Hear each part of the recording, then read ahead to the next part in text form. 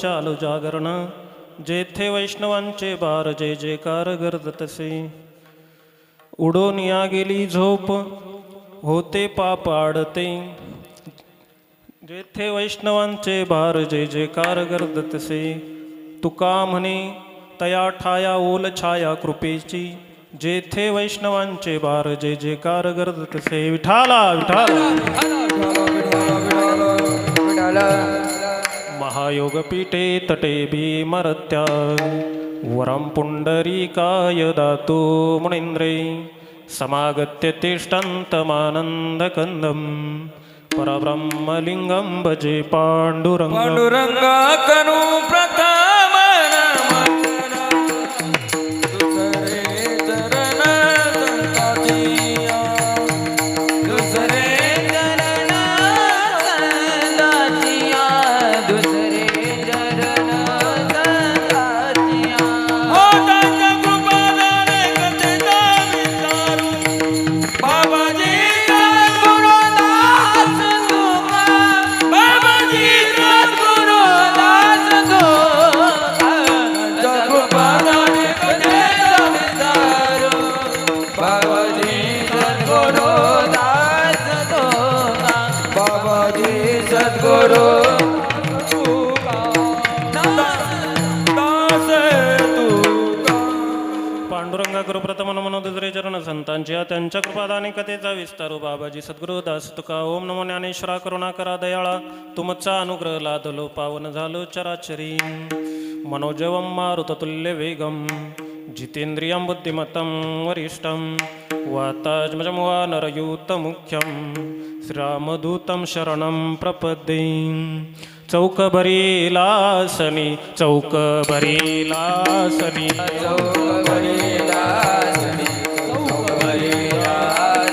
चौकभरीलासनी चौकभरीलासनी पाचारिले कुलस्वामिनी पाचारिले कुलस्वामिनी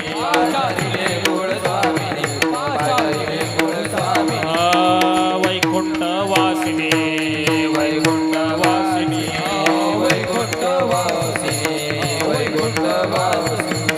दावणी दडकरी येई दावणी दडकरी रंगा येई ओ विठाई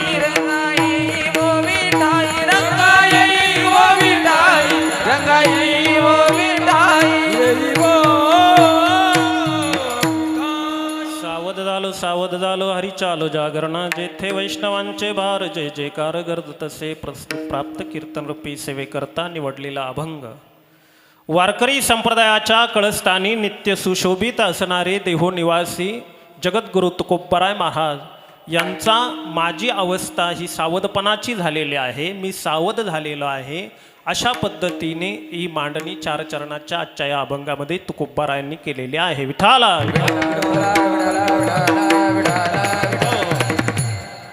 आज श्री क्षेत्र वडांगळी आपल्या या वडांगळी गावामध्ये खुळे परिवारातील कैलासवासी राजूबाई रामनाथ खुळे या आजींना आपल्यातून देहरूपाने जाऊन आज 1 वर्ष पूर्ण होत आहे. हिंदू धर्माच्या परंपरेप्रमाणे शास्त्रोक्त वेदोक्त असा हा वर्षश्राद्ध तथा पुण्यस्मरण विधी या ठिकाणी खुळे परिवारातल्या आजींच्या चिरंजीव असतील त्याचबरोबर त्यांच्या मुली असतील नातू असतील यांनी तो आयोजित केलेला आहे. आजींच्या परिवारामध्ये त्यांचे सुपुत्र श्री माधव रामनाथ खुळे त्याचबरोबर श्री गोरख रामनाथ खुळे तसेच श्री मंगेश रामनाथ खुळे त्याचबरोबर त्यांच्या सुकन्या सौभाग्यवती निर्मला शिवाजी बुचकुल तसेच सुरेखा भगीरथ आवारे तसेच त्या पद्धतीने त्यांचे नातूसुद्धा आहे गणेश शिवांश संचित प्रतिभा अंशुमन आणि संस्कृती असा हा परिवार. आणि या परिवाराने आपल्या 3 मुलं आणि 2 मुली यांनी आयोजित केलेला आपल्या या आईंचा कृतज्ञतापूर्वक पुण्यस्मरणाचा हा सोहळा. खरं म्हणजे कीर्तन 12 वाजता संपत असतं आपलं सुरू होतं आहे. काय असतं वर्षश्राद्धाचा विधी म्हटला की वर्षश्राद्धाच्या विधीचं कीर्तन हे 10 ते 12 असतं. 12च्या अगोदर कोणीही भोजन घ्यायचं नाही असा एक शास्त्राचा संकेत आहे. त्याचं कारण असं आहे की आर्यमा नावाची पितरांची देवता असते. ती देवता मध्यान्नाच्या वेळेला म्हणजे दुपारी 12ची वेळ, त्या वेळेला आर्यमा देवता पितरांचा ग्रास घेण्यासाठी, म्हणजे पितरांचं जे जेवण आपण बनवतो त्यांचे कुटुंबीय बनवतात, तो प्रसाद घेण्यासाठी ती आर्यमा देवता येत असते.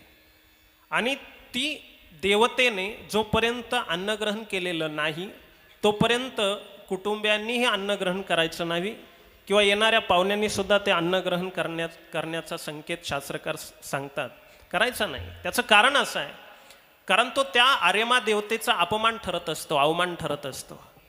आणि म्हणून काही कारणास्तव आज आपण सेवेला जरा उशिरा सुरुवात झालेली आहे, तरीसुद्धा आपल्याकडे जो काही मी 12:30पर्यंत सेवा नेण्याचा आपला प्रयत्न आहे, 12:30 पाऊणपर्यंत आपण थांबणार आहोत. आणि उपस्थितांमध्ये आज खरं म्हणजे आमचे हरिभक्तीपरायण जे संजूभाऊ आहेत, या संजूभाऊ चव्हाणके या मायमाऊली लॉन्चचे सर्व त्यांच्या माध्यमातून माझ्या वाट्याला ही कीर्तनाची सेवा आली. आमच्या मृदुंगावरती साथ करणारे शंभू महाराज लाड आहेत, त्यांचाही आमचा फोन झाला आणि त्यातून सगळं नियोजन आणि ही सगळी आपल्याला जी व्यासपीठावरती जी काही या नारदाच्या गादीवरती उपस्थित जी काही हरिभक्तीपरायण मंडळी दिसत आहेत, त्यामध्ये गायनाचार्य महाराष्ट्रभूषण हरिभक्तीपरायण आमचे पारमार्थिक श्री असणारे गोड गळा आणि प्रमाणाचे बादशाह असं त्यांना उपमा दिली, नाव दिलं तरी काही हरकत नाही, असे आमचे हरिभक्तीपरायण नवनाथ महाराज गडाख आहेत. त्याचबरोबर तळेगाववरून आलेले आमचे हरिभक्तीपरायण सोमनाथ महाराज दिघे या ठिकाणी उपस्थित झालेले आहेत. तसेच शरद महाराज शेळके आहेत, शिवाजी महाराज घुले, त्याचबरोबर दीपक महाराज घुले, विलास महाराज बोरसे आणि आकाश महाराज राजगुरू, त्याचबरोबर माझ्याबरोबर आलेले आमच्या पंचाळ्यावरून ज्ञानेश्वर महाराज बेलोटे आहेत. आमच्या जे काही आजच्या कीर्तनाची व्हिडिओ शूटिंग करतायत ते ऋषिकेश महाराज घुमरे या ठिकाणी उपस्थित आहेत. सिस्टीमवाले आमचे गंगावाडीचे भाऊ या ठिकाणी अतिशय सुंदर असा आवाज आपण दिलेला आहे, तुम्हालाही नमन करतो. आणि पाठीमागे जी काही श्रोतेमंडळी काही उभी आहेत आणि काही अस्ताव्यस्त बसलेले आहेत, तर त्यांनी जरा पुढे आसनाची व्यवस्था केलेली आहे, थोडं पुढे येऊन बसलं तर मलाही बरं वाटेल. आणि काय नाही, जास्त वेळ तुमचा घेणार नाही. वेळ तुम्हाला जसा कमी आहे तसं आमच्या या सगळ्या मंडळींना, या भाऊंना गहू काढायला जायचे, अजून बरेचसे कामं आहेत आहे की नाही. 12 वाजता त्यांचंही मशीन येणार आहे.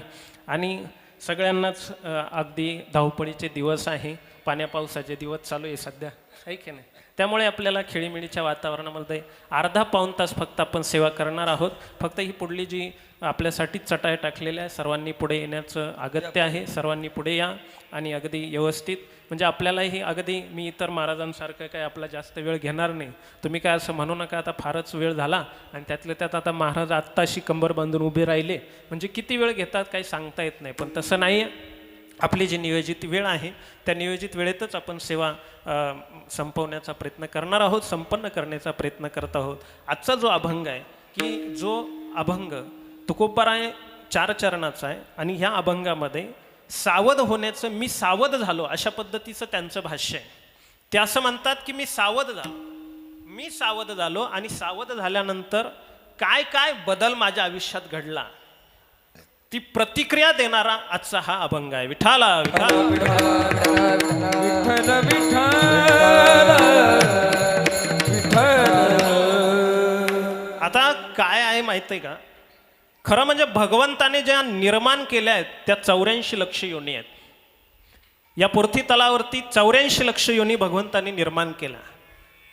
परंतु या संपूर्ण योनींमध्ये सगळ्यात दुर्लभ मानली गेलेली योनी जर कोणती असेल तर ती मनुष्य देह.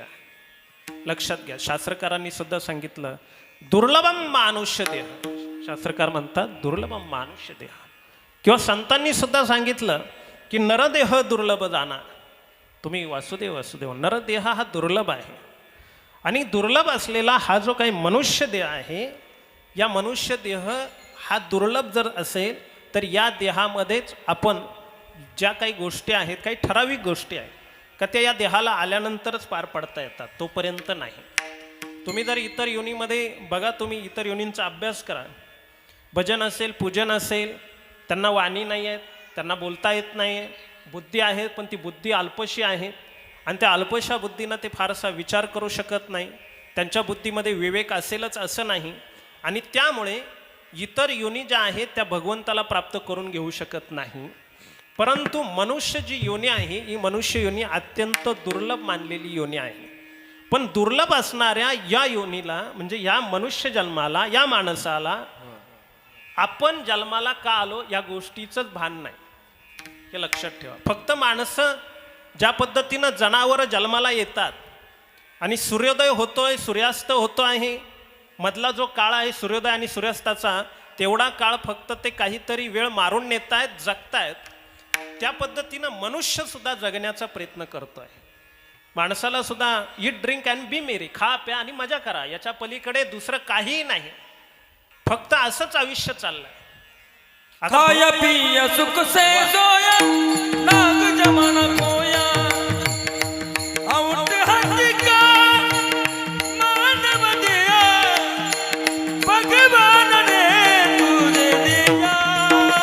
खाया पिया सुख से सोया नाग जमाना खोया खाया पिया सुख से सोया नाग जमाना खोया नाग जमाना खाया पिया सुख से सोय, नुसताच खातोय पितोय, जेव्हा भूक लागेल तेव्हा खातो, झोप येईल तेव्हा झोपतो, अशा पद्धतीचं मनुष्याचं आयुष्य चाललेलं आहे. आणि आजचा जो अभंग आहे त्या अभंगामध्ये जगद्गुरु तुकोबाराय नेमकं अशा माणसाला सावधपणाची भूमिका देतात, हे लक्षात ठेवा. संत साहित्य जे आहेत ना ते मनुष्याला सावध करणार आहे, लक्षात ठेवा. मनुष्य जी काही भक्ती करतो, संतांनी आपल्याला भक्ती मार्गाचा पुरस्कार केलाय. भगवंताकडे जाण्याचे तसे बघितले गेले तर 4 मार्ग आहेत, ज्ञान मार्ग आहे, योग मार्ग आहे, कर्म मार्ग आणि भक्ती मार्ग आहे.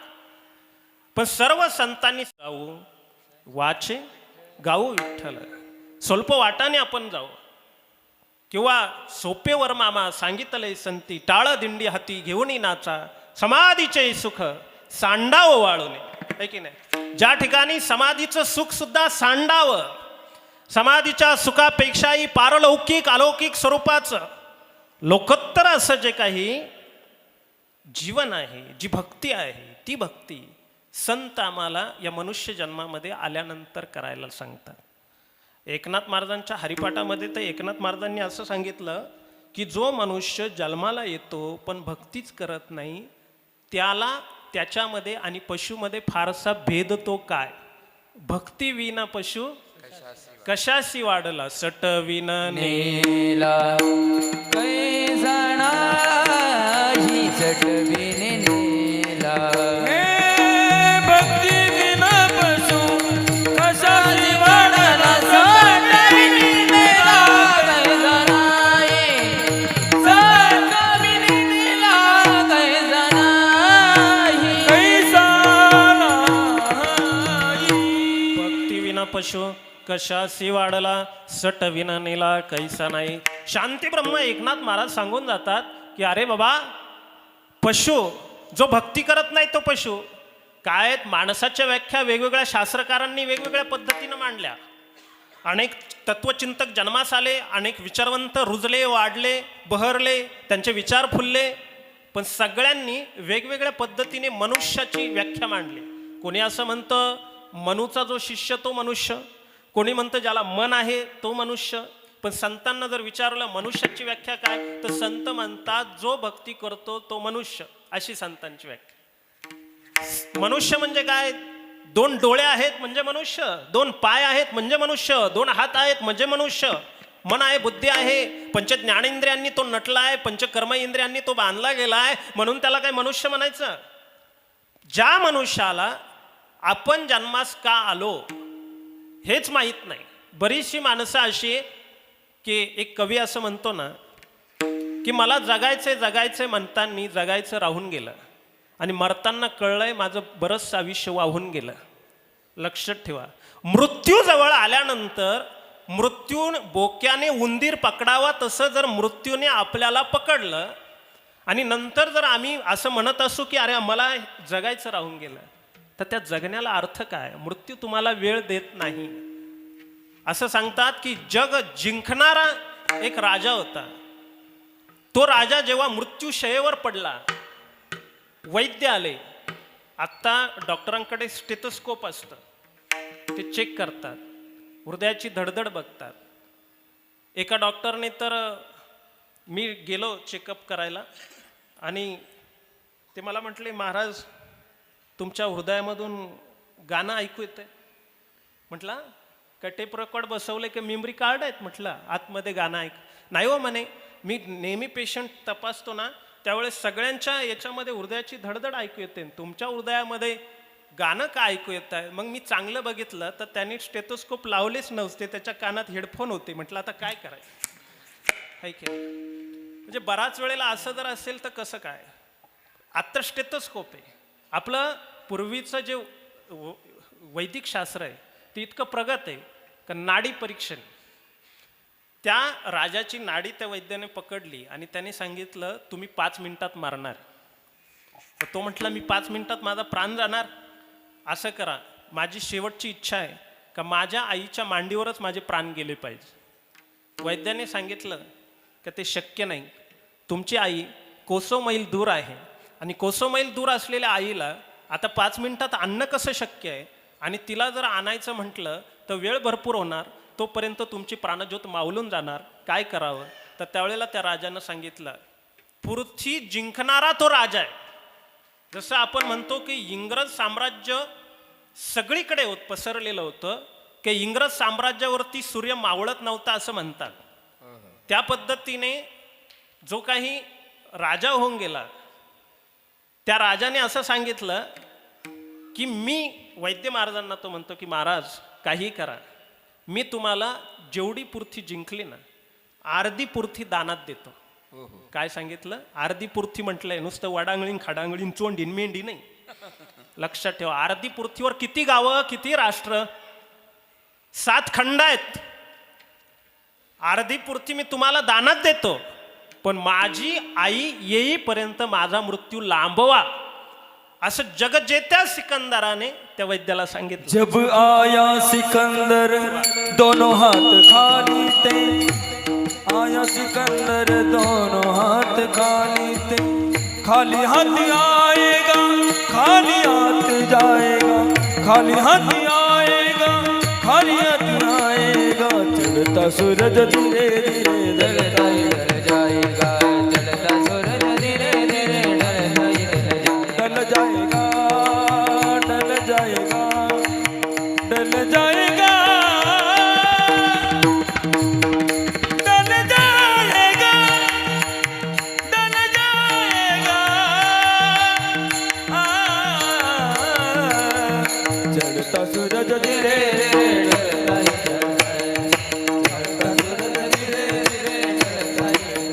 ढल जाएगा ढल जाएगा. वा वा, एकदा महाराजांसाठी जोरदार टाळ्या. आज काय साथीला नवनाथ महाराज माझ्या नेहमी असतात. आत्ता काही कीर्तनांपासून सोमनाथ महाराज पण मला साथ करतात, तरी आमचे बापजी महाराज आज नाहीत. पण सुंदर अशी साथ आहे. आमची एकलरेकर मंडळी आहे, सगळी काही सुंदर अशी साथ या ठिकाणी होते. त्या राजाने सांगितलं की अर्धी पृथ्वी दानात देतो, कारण एकदा मृत्यूच्या दाढेत मनुष्य अडकला गेला की काहीही केलं तरी त्याला सुटता येत नाही. आणि म्हणूनच मनुष्याने हा जन्म जोपर्यंत आहे तोपर्यंतच सावध असलं पाहिजे. अभंगाच्या पहिल्या चरण. सावध झालो, सावध झालो, सावध झालो, सावध झालो, हे सावध झालो, सावध झालो, सावध झालो सावध झालो सावध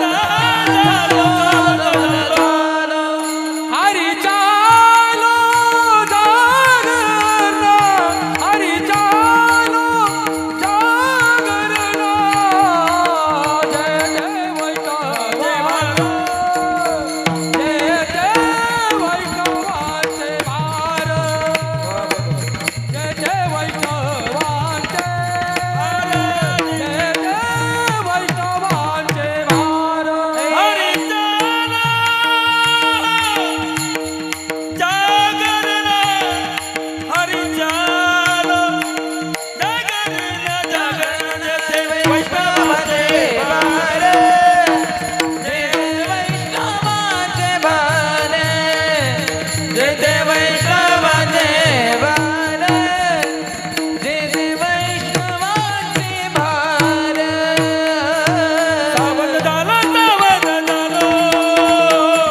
हरी चालो जागरण हरी चालो जागरण हरी चालो जागरण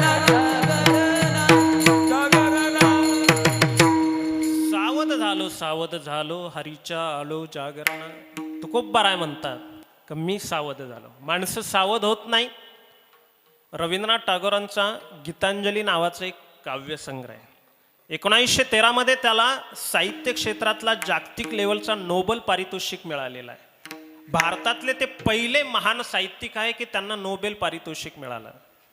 त्यामध्ये त्यांनी एक अशी कथा सांगितली, म्हणजे ती पद्य आपल्या याच्यामध्ये ते काव्यात्मक आहे ती, पण आता मी तुम्हाला सांगताना ती आपल्या अशा पद्धतीने प्रस्तुत करतो की त्याच्यामध्ये असं आहे. एक वयोवृद्ध 60-65 वर्षाचा एक म्हातारा ग्रस्त असतो. ग्रस्त आहे त्याला कसं म्हणावं, कारण घरदारच त्याला नाही, भिकारी याचक. तो दररोज कुठे ना कुठे कोणाच्या तरी दारात जायचा, भीक मागायचा आणि त्याच्यावरती उदरनिर्वाह करायचा. एक दिवस त्याला कोणीतरी असं भेटलं की ते म्हटले की बाबा काय तुम्ही दररोज याचना करतात, कुणी वाढतं कुणी रुपया चाराने टाकतं न टाकतं आणि उगाचच अपमान होतो आणि त्यामुळे कधी कधी उपाशीपोटी झोपावं लागतं. मग त्यापेक्षा तुम्ही एक काम का करत नाही. म्हटले काय करू. समुद्राच्या किनाऱ्यावरती जा, तिथे परीसाचा शोध घ्या. म्हटले परीस काय असतो परीस. अरे परीस असा आहे की तो लोखंडाला लावलं की त्याचं सोन्यात रूपांतर करतो आणि तो एकदा तुम्हाला प्राप्त झाला की मग तुमच्यातलं जन्मोजन्मींतरीचं दारिद्र्य नष्ट होऊन जाईल. मग त्याने ध्यासच घेतला. तो सूर्योदय झाला की समुद्राच्या किनाऱ्यावरती जावं. त्याच्या गळ्यामध्ये एक लोखंडाची साखळी होती. त्याने दररोज गेल्यानंतर त्याला माहीत नाही परीस हा पदार्थ किंवा ही वस्तू नेमकी दिसते कशी. स्वरूप माहीत असावं लागतं. समजा माईक म्हटलं की ती वस्तू नुसता आपण शब्द उच्चारता क्षणी ती नजरेपुढे नसली तरी नजरेपुढे कल्पनेने उभी करता येते. एखादा मनुष्य मुंबईला जाऊन आलेला असेल, समुद्र बघितलेला असेल, आपण जर त्याची नुसती कल्पना, समुद्र उच्चारलं, मुंबई उच्चारलं, पंढरपूर, देहू, आळंदी अशी तीर्थक्षेत्रांची नावं उच्चारली की जो जो माणूस त्या ठिकाणी जाऊन आलाय त्याच्या मनपटलासमोर नजरेसमोर ती वास्तू उभी राहिल्याशिवाय राहत नाही. परंतु परीस हा फक्त आपण ऐकू नये. आता हे सगळे शास्त्र संत साहित्यामध्ये पसायदानामध्ये चला कल्पतरूच्या आरव, चिंतामणीचे गावं, हे सगळं पसायदानामध्येच. परंतु आत्ता सध्या चिंतामणी आपल्याकडे नाही आहे, म्हणजे कुठे तो कोणाला गवसलेला नाही. चिंतामणी ज्याच्याजवळ आहे त्याला कुठल्याच प्रकारची समस्या ग्रासत नाही, चिंता ग्रासत नाही, असा तो चिंतामणी. कामधेनू नाही, कल्पवृक्ष नाही, परीस नाही, राजहंस नाही, अशी काही गोष्टी आहेत का त्याचं वर्णन फक्त आपल्याला संत साहित्यामध्ये किंवा शास्त्रामध्ये, उपनिषदांमध्ये, पुराणामध्येच त्या ऐकायला मिळतात. पण त्या प्रत्यक्ष कशा दिसतात हे काही कोणी बघितलेलं नाही.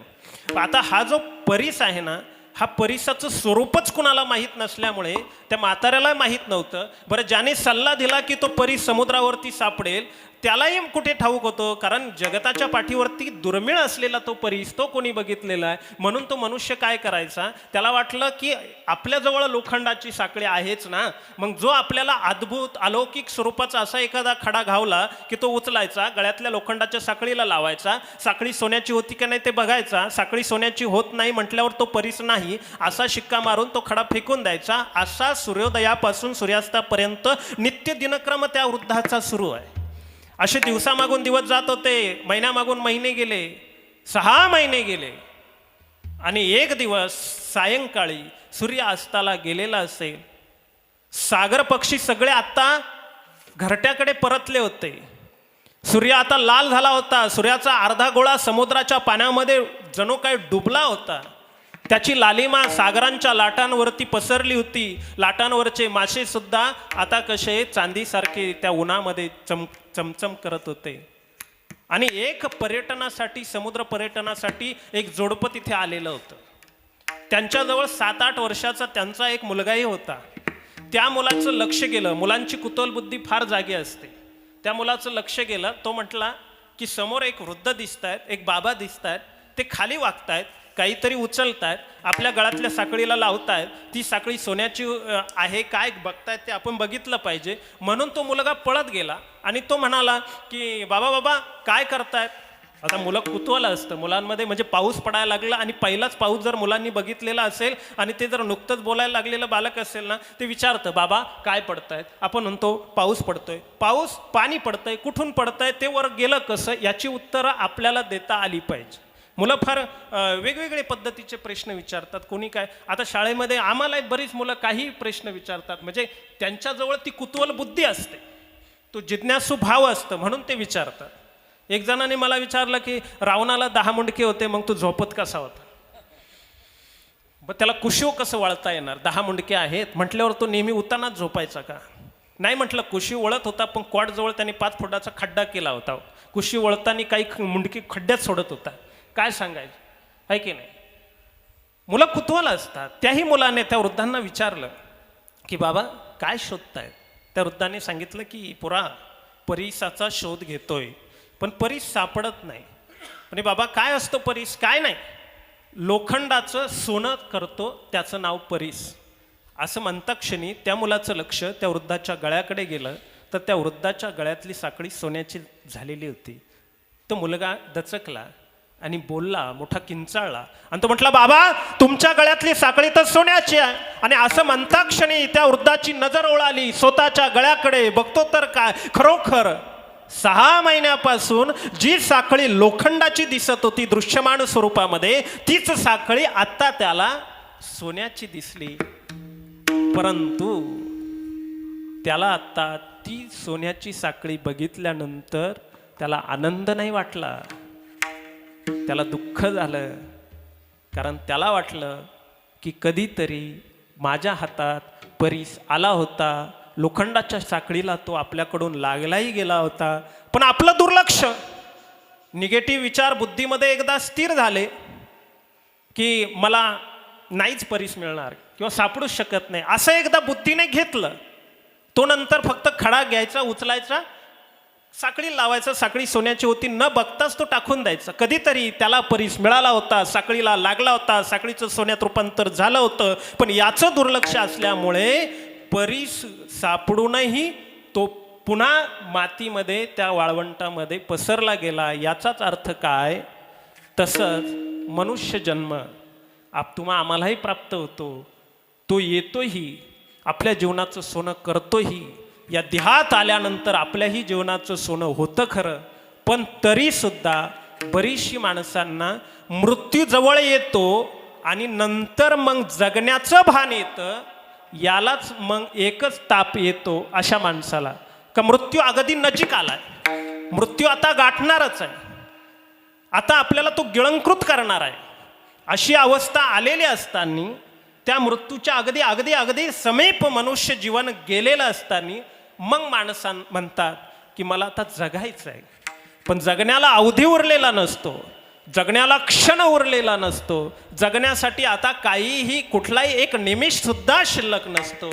आणि अशा वेळेला आपण सावध झालं पाहिजे, सावध झालं पाहिजे. आता जागा, आता जागा, आता जागा रे भाईनो, जागा जागा, आता जागा रे जागा, आता जागा रे जागा, आता जागा रे भाईनो, जागा जागा, आता जागा जागा, आता जागा, आता जागा रे बहिणो, जागा जागा, आता जागा रे जागा, आता जागा रे जागा, आता जागा रे बहिणो, जागा.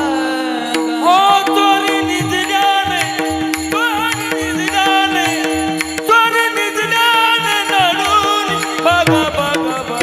आता जागा, आता जागा जागा, आता जागा बाईनो, जागा आता जागा रे जागा, आता जागा रे जागा, आता जागा रे बहिणो, जागा. बाईनो, जागा बाईनो, जागा. जागा, संतांचे तुम्ही संपूर्ण अभंग बघा, त्यामध्ये मला वाटतं तुकोबारायांच्या बंधूंचा कान्होबा महाराजांचा एक अभंग आहे, गातो वासुदेव मी ऐक. त्यामध्ये त्या वासुदेव गात असताना सुद्धा त्यांनी हेच सांगितलं, क्षणभंगुर नाही भरवसा. पुढे काय, वारे सावध हा शब्द अधोरेखित करा. वारे सावध तोडा माया. हा, लक्षात ठेवा. सावध, कितीतरी सावध सावध सावध शब्द का वापरतात? माणसं सावध म्हणून तर लग्नामध्ये सावधान सावधान असं नेहमी म्हणतात. पण सावधान कुठे होतो? तो अंतरपाटाच्या आतून चिमटे घेतो, तो कसला सावध होतो? आहे की नाही? तो अजून गुंततच जातो. अरे संत सांगतात, शांतीब्रह्म एकनाथ महाराज सांगतात की संसार करावा धन्यो गृहस्थाश्रम असं शास्त्रकार म्हटले खरे, पण पक्षी अंगणामध्ये उतरतात, दाणे टिपतात आणि पुन्हा उडून जातात. तसं माणसाने संसारात असावं, पक्षी अंगणी. पक्षी अंगणी गुंतोनिया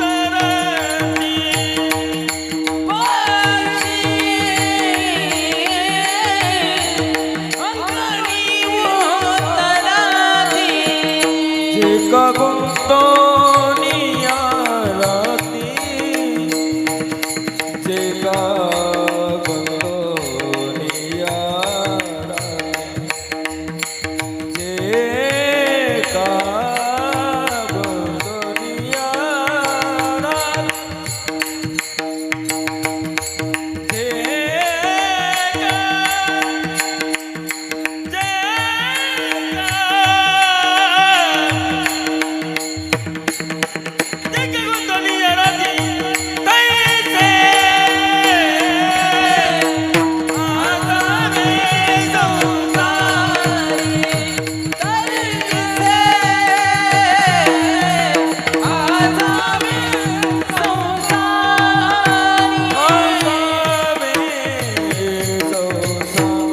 शांती ब्रह्म एकनाथ महाराज म्हणतात, पक्षी अंगणी उतरती, ते का गुंतुनिया राहती, तैसे असावे संसारी, जोवरी प्राचीनाची दोरी. अशा पद्धतीने संसार असला पाहिजे. पण माणसं संसार करताना संसारामध्ये खऱ्या अर्थाने सावध राहत नाही. संसार करणं वाईट नाही. सर्व संत बघा, कोणीही आपल्या झोपड्या जाळून टाकल्या आहेत, घरं जाळून टाकलेत, मुलं बाळं जन्माला घातले नाही आणि परमार्थाच्या मार्गाने गेलेत, असं संतांचं चरित्र नाही आहे. सर्व संतांनी धन्यो गृहस्थाश्रमा म्हणून त्या गृहस्थाश्रमाला साथ घातले आणि उत्तमात उत्तम प्रपंच करतानीच परमार्थाच्या दिशेने मोठी पाऊल वाटही चालून आलेली आहेत. त्यामुळे संसार करणं वाईट नाही, पण संसार करताना माणसं सावध होत नाही. इथे संतांनी प्रश्न उपस्थित केलाय की ते म्हणतात संसार करतो आपण, पण या संसार करत असताना आता संसाराचं स्वरूप त्यात अनेक प्रमाण आहे. संसार दुःखामुळं, चोहीकडे इंगळ, विश्रांती नाही कुठे, रात्रंदिवस तळमळ, असे अनेक प्रमाणं संतांची आपल्याला लावता येते. पण संत असं म्हणतात की मनुष्य जीवन जगत असताना मनुष्याने क्षणोक्षणाला माणसाने सावध असलं पाहिजे. महाभारतामध्ये यक्ष प्रश्न नावाचं एक प्रकरण आहे. त्यामध्ये यक्षाचा आणि धर्मराज युधिष्ठिराचा संवाद आलाय. त्यामध्ये धर्मराजाला यक्षाने अनेक प्रश्न विचारले. आता इतर प्रश्नांचा आज आपल्याला विचार करायचा नाही, पण आपल्या विषयाच्या अनुषंगाने सहसंबंधाने आज एक विषय आलेला आहे की तो प्रश्न आज आपल्याला या ठिकाणी महत्त्वाचा आहे. काय विचारलं जातं? तो यक्ष असं विचारतो धर्मराजाला की महाराज, किम आश्चर्यम, या जगतातलं सर्वात मोठं आश्चर्य काय? त्यावेळेस सांगितलं जातं की या जगतातलं सगळ्यात मोठं आश्चर्य हे आश्चर्य आहे की माणसं जन्माला येतात, जीवन जगतात, पण एक ना एक दिवस मला मरायचं आहे हे विसरून जातात. हे जगतातलं सर्वात मोठं आश्चर्य आहे. विठाला विठाला. हो, काय आहेत म्हणजे मरणाचं स्मरण माणसाला नित्य असावं. मरणाचं स्मरण जर असेल ना तर मनुष्य काय करतो आहे, सावधान होतो. सावध व्हायचं असेल तर मृत्यूचं भान असणं पाहिजे. माणसं सावध का नाही? कारण माणसांना मी एक दिवस मरणार आहे याचंच भान नाही. म्हणून धर्मराज म्हणतो या जगतामधलं सगळ्यात मोठं आश्चर्य काय आहे तर माणसं मरणाला विसरली हे सगळ्यात मोठं आश्चर्य. विसरली दया हो झाली आली, विसरली दया थोर झाली आली,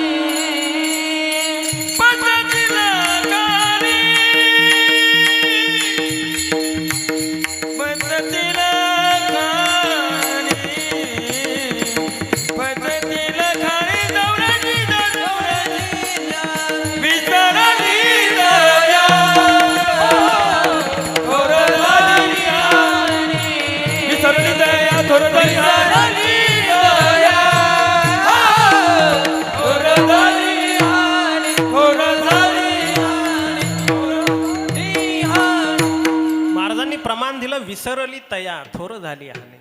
आणि विसर पडला की हानी होतेच. श्रीमदा शंकराचार्य चरपट पंजरिका स्तोत्रामध्ये हेच सांगतायत.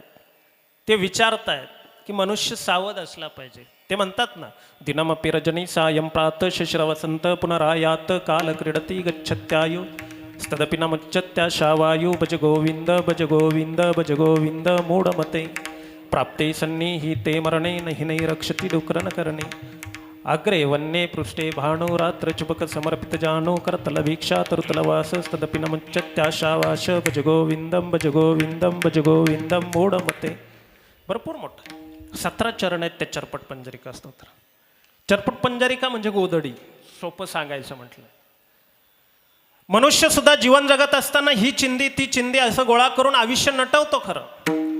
म्हणूनच श्रीमद शंकराचार्य म्हटले, दिनमपि रजनी सायं प्रात शिशिरवसंत पुनरायात काल क्रीडती गच्छत्यायुस्तदपि न मुच्यत्याशावायु भज गोविंद भज गोविंद भज गोविंद मूढमते प्राप्ते सन्निहिते मरणे नहि नहि रक्षति डुक्रन करणे अग्रे वन्ये पृष्ठे भाणु रात्र चुपक समर्पित जानो करतल भिक्षा तरुतल वास तदपि न मुच्यत्याशापाश यावत दिक्तो अर्जन सक्त स्थावण्यज परिवारो रक्त पश्यद्धावती जर्जरते हे वार्ता पृच्छति कोपि न गेहे भज गोविंद भज गोविंद भज गोविंद मूढमते प्राप्ते सन्निहिते मरणे नहि नहि रक्षति डुक्रन करणे.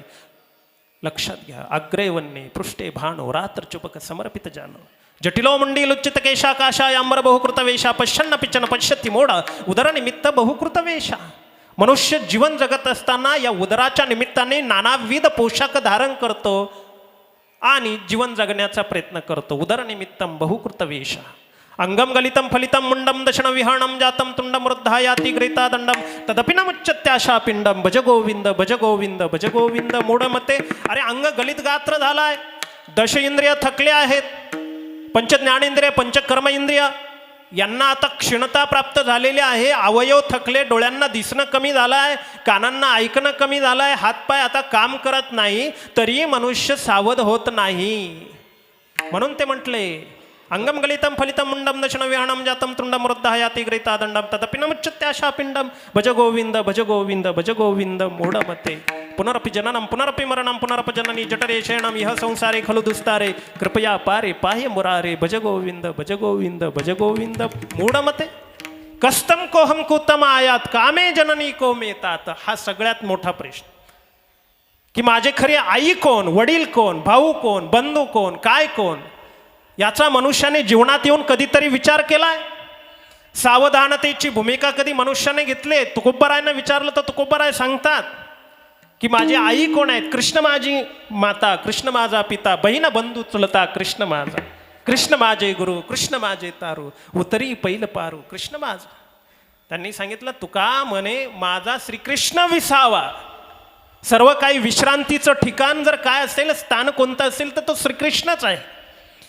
तमेव माताच पिता तमेव तमेव बंधू सखा तमेव तमेव विद्याद्रेणन तमेव तमेव सर्व मम देव देव. सर्व संतांना, सर्व ऋषीमुनींनी याचाच निर्घोष केला आहे. त्यांनी सांगितलंय की अरे बाबा, तुझी आई कोण? कस्तम कोहम कुतम आयात कामे जननी कोमेतात. तुला कोण सांभाळणार आहे? जन्माला घालतात तेच केवळ आई वडील असतात असं नव्हे. त्यांची कृतज्ञतापूर्वक आज हा वर्ष श्राद्ध विधी तर आपण करतोच आहे, त्या आईवडिलांचे उपकार तर आहेतच, पण ह्या जन्म मरणाच्या बंधनामधून सोडवणारा तुझा जो कोणी मायबाप आहे त्याला कधी शरण गेलाय का? आणि त्याला जर शरण जाणार असेल, म्हणून तुकोबाराय म्हणतात ना, आली या संसारा उठा वेगे करा, शरण जा उदारा पांडुरंगा. म्हणून माणसाने भगवंताला शरण गेलं पाहिजे. या जगतामध्ये काय आहेत माहिती का? माणसांना सुख हवंय. काय हवंय? माणसांना सुख हवं. पण सुखी व्हायचं असेल ना तर तुम्हाला देवाशिवाय पर्याय नाही, हे लक्षात ठेवा. म्हणून तर तुकोबाराय म्हणतात ना की आपुला तो एक देव करुणी घ्यावा, तेने विना जीव सुख नाही. सुख काय माहिती का? सुखाचं दुसरं नाव देव आणि देवाचं दुसरं नाव सुख असं आहे, लक्षात ठेवा. म्हणून तर आत्ता जो आपण रूपाचा अभंग गायला, सर्व सुखाचे आगर आहे की नाही, सर्व सुखाचे आगर म्हटलंच ना, म्हणजे सुखाचं आगरस्थान जर काय असेल तर भगवंत आहे. 28 युगांपासून विटेवरती उभा असलेला तो भगवंत आहे. म्हणून अशा भगवंतासाठी आपण त्याला शरण गेलं पाहिजे आणि ते खऱ्या अर्थाने त्याला जर शरण गेलं तर सावधान आपल्याकडे येईल. म्हणून तर त्यांनी म्हटलं, तुकोबाराय म्हणतात, मी सावध झालो, हरीच्या जागरणाला मी या ठिकाणी आलेलो आहे आणि हरीचं जागरण करत असताना मला तिथे काय मिळालं, अभंगाचं तेथे दुसरं वैष्णवाचे भार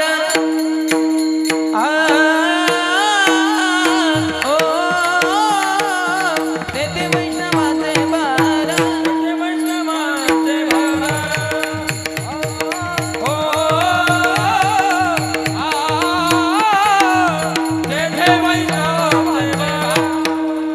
हे जय जयकार गरजत असे, जय जयकार गरजत असे, तेथे वैष्णवाचे भार.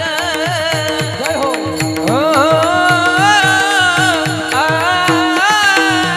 तेथे वैष्णवाचे भार.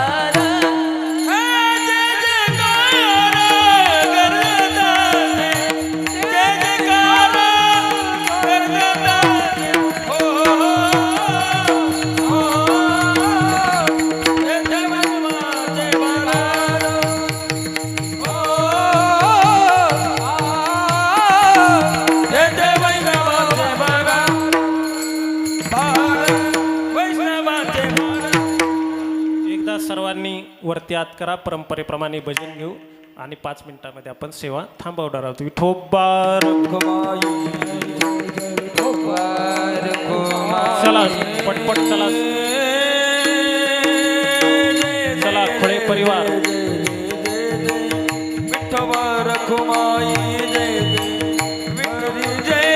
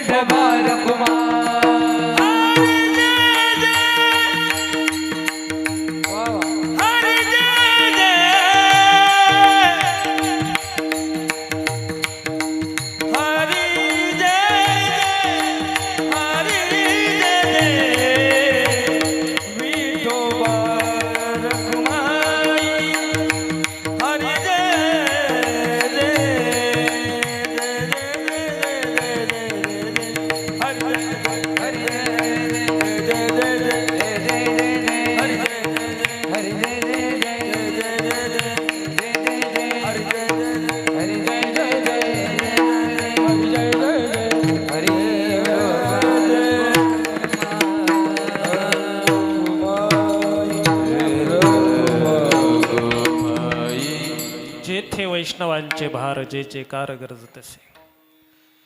जगद्गुरु तुकोबाराय म्हणतात, मी सावध झालो आणि सावध होऊन कुठे गेलो तर हरीच्या आलो जागरण. जे आयुष्यातलं खरं गंतव्य स्थान असतं ते मी प्राप्त केलंय.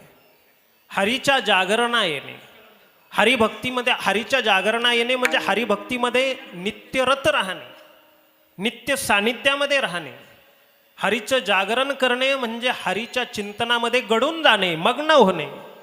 आणि या प्रक्रियेमध्ये जगद्गुरु तुकोबाराय म्हणतात, मी आलेलो आहे. एका राजा भर्तृहरीची कथा सांगितली जाते बघा. त्या उज्जैनीचा राजा होता. असं सांगितलं जातं की त्याचं त्याच्या बायकोवरती फार प्रेम होतं. इतकं प्रेम होतं की त्याला एका बाजूला पृथ्वी आणि एका बाजूला पत्नी, अख्खी पृथ्वी जरी त्याला एखाद्याने दानात दिली तरी त्याला ती नको असायची. त्याला पत्नीच हवी असायची. इतकं त्याचं पत्नीवरती प्रेम होतं. तो राजवाड्यामध्ये जे काही साधू महंत यायचे त्यांना तो असं म्हणायचा की आपण लग्न का करत नाही. आणि हे बघा मी लग्न केलं, मला पत्नी मिळाली, इतकी सुंदर पत्नी आहेत, आपण असं का करता. तो असं बोलत असायचं. एकदा एका संन्याशाने तिथे राजवाड्यात समोरून जात असताना झुळीमध्ये एक आंबा होता.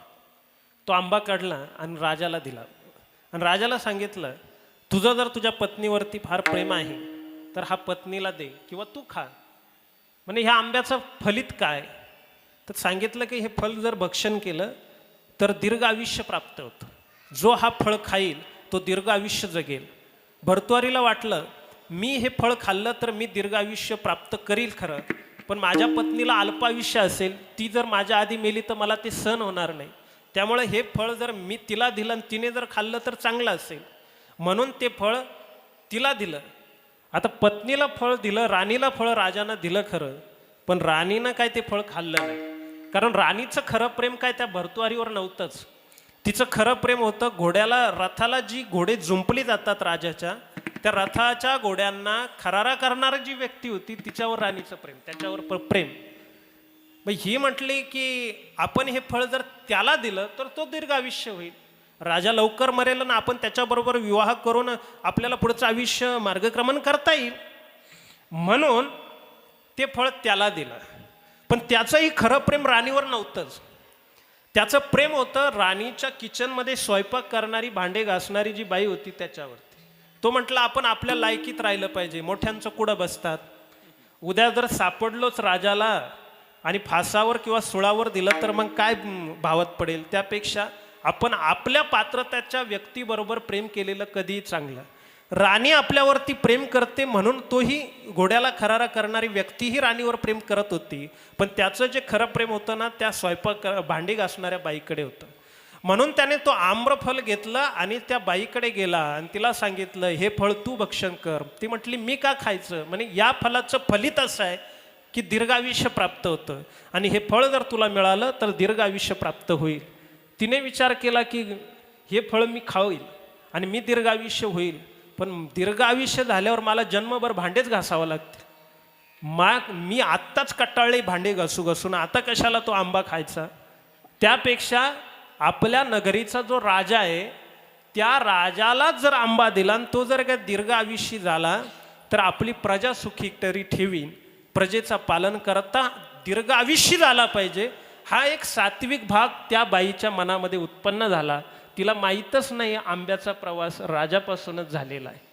तिनं तो आंबा घेतला बाबा आणि राजाकडे गेली. राजाला सगळं कळालं की हा आंबा मीच दिला होता. मग राजाला वाटलं की बाई हा आंबा तुझ्याकडे कसा. मग आता उलटी साखळी लागली. तिनं सांगितलं घोड्याला खरारा करणाऱ्याने दिला, त्याला बोलवलं, तलवारीचा धाक दाखवला, मग त्याने राणीचं नाव सांगितलं. अशा उलट्या क्रमाने सर्व पकडले गेले आणि मग राजाने त्यांना शिक्षा केली नाही, शमशेर टाकून दिली आणि राजाला बोध झाला. यालाच म्हणतात राजा सावध होणं. त्याने आपला जो धाकटा भाऊ आहे विक्रमादित्य त्याला उज्जैनीच्या राजगादीवर बसवलं आणि भर्तृहरी जंगलामध्ये निघून गेला. वैराग्य प्राप्त झालं आणि वैराग्य प्राप्त झालेल्या भर्तृहरीनं राणीचाही त्याग केला. त्याला कळालं की आपला जीव ज्यांच्यामध्ये अडकलेला होता ते मात्र आपले नाहीत. ही सावधानतेची भूमिका भर्तृहरीला आली आणि ती भूमिका आल्यामुळे भर्तृहरी सुद्धा सावध झाला. सावध झालो सांजे वाचे बोला नारायण. सावध सावधान वाचे बोला नारायण. 50 वर्ष होती हलती दाताच्या पंक्ती. 50 वर्ष होती हलती दाताच्या पती. काळेची डवळे होती त्यासी माता रामनती. काळेची डवळे होती त्यासी माता रामनती. शतवर्ष पुरुष झाला आला तैसाची गेला. शतवर्ष पुरुष झाला आला तैसाची गेला. रामदास यासी बोला, रामदास यासी बोला, वेगे सावध झाला. सावध सावधान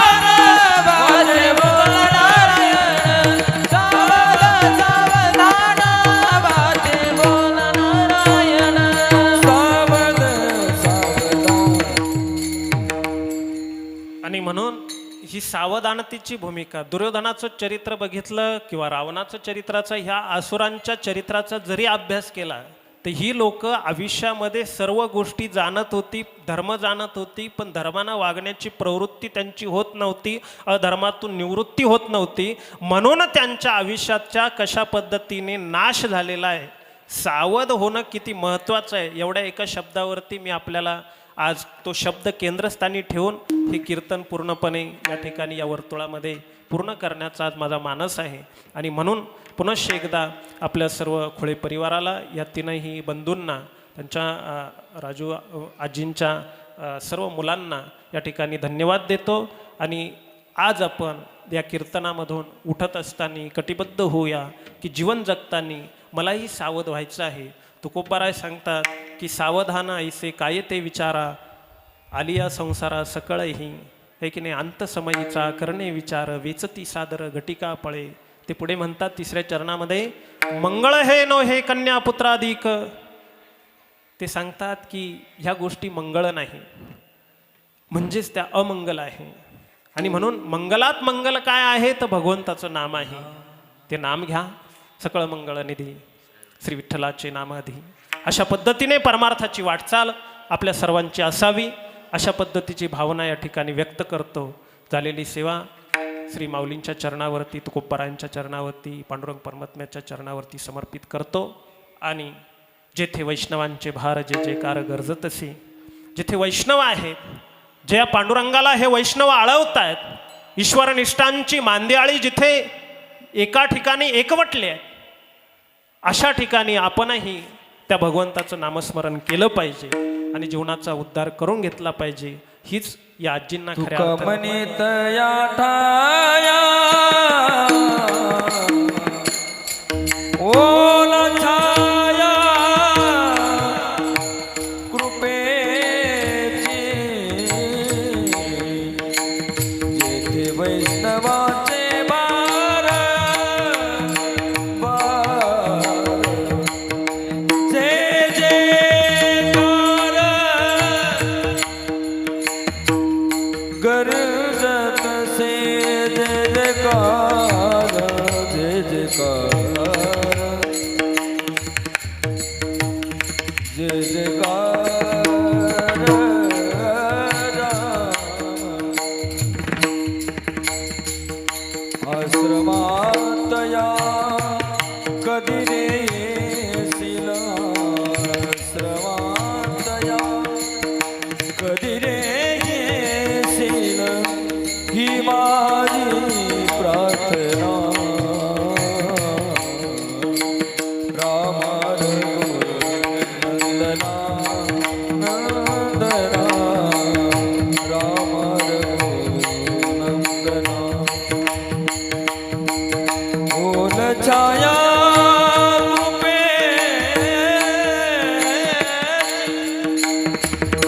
ओल छाया,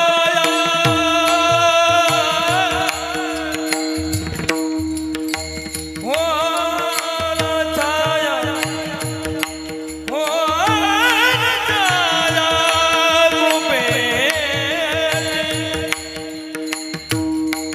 जो भजे, जो भजे हरि को सदा, सोई परम पद पाएगा, सोई परम पद पाएगा. ओल छाया छाया कृपेची, कृपेची, कृपेची छाया, छाया, छाया, छाया, छाया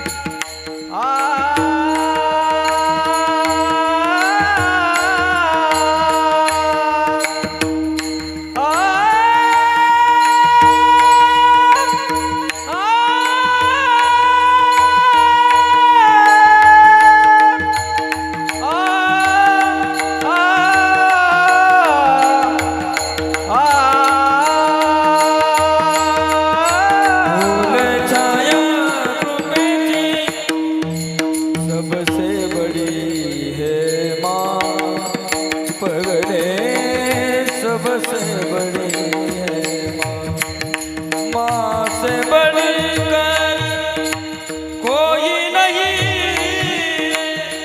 हो देती है दुआ दुआ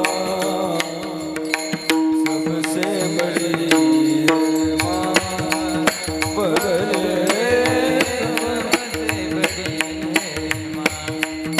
जय जयकार गणपति जय जयकार गणपति जेते वैष्णवाचे भार